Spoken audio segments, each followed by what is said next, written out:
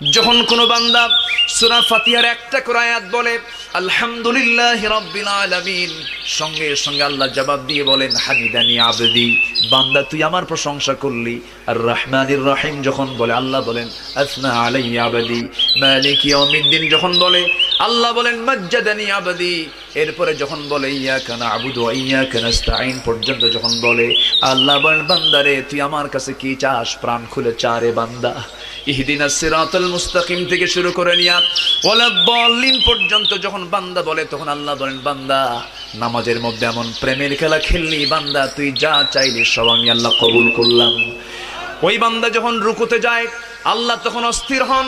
ওই বান্দা যখন সিজদায় যাওয়ার জন্য প্রস্তুতি নাই, সমস্ত ফেরেশতাকে ডাক দিয়ে বলেন ও ফেরেশতারা, এই বান্দাগুলো আমাকে দেখলো না, রাসূলকে দেখলো না, কোরআনকে দেখে হাদিসকে বিশ্বাস করে আমাকে খুশি করার জন্য তার সবচেয়ে সম্মানজনক